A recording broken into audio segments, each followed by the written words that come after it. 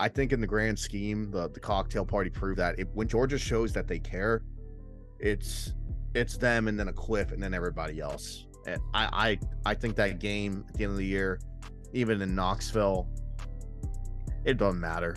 I think Georgia's completely running the table. Well, here's what's interesting. They play Missouri this week. Missouri's looked pretty dang good. And Yeah. we said in earlier weeks, if there's one team that can probably knock off Georgia this year, it's Missouri. Luckily, Georgia has them at home this year. Big advantage. But and then they go off and they play a one-loss Ole Miss at home the next week.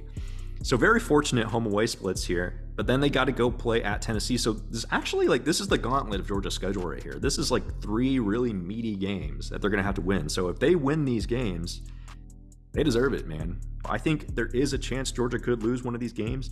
I think Missouri is their biggest threat, if I'm being perfectly honest. I think they'll handle Ole Miss, and I think they'll handle Tennessee. But I think Missouri is better balanced than Ole Miss or Tennessee. But we'll see. We'll see. I think you made a great point, Gonzo, about there being Georgia and then a huge separation from everybody else. And listen, I've been the guy on this podcast when we asked this question, can Team X go undefeated? Can Team Y go undefeated? I've been the guy saying, like, they're going to lose a game. Every team's going to lose a game.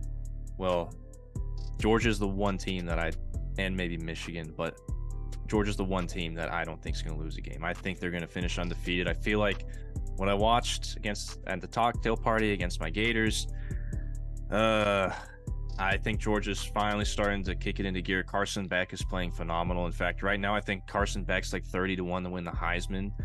Listen, all I'm going to say is that if I had to take a flyer right now on a guy with long odds that I thought had value, it would be Carson Beck.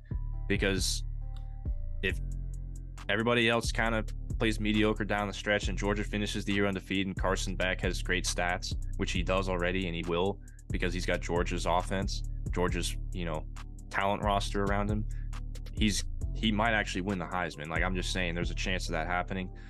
But yeah, I think Georgia's going to go undefeated. I don't think Ole Miss or Missouri, especially at Sanford, which is kind of an underrated home field advantage for them, I think that they're going to win out. I would be happy with that. I have a ticket on Georgia over 11. So over 11? Oh man, that is hella push insurance right there. That must have been juiced pretty high though, I would imagine. I think it was only like minus 120.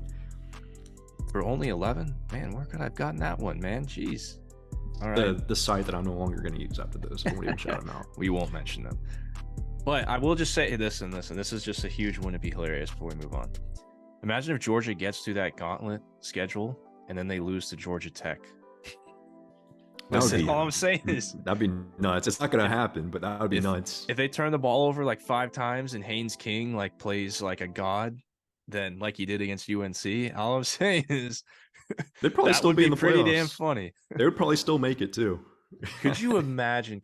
I'm sorry, but could you imagine if they do that and then they lose to Georgia Tech? Like I think college football would explode. I'm sorry, I just gotta throw that out there.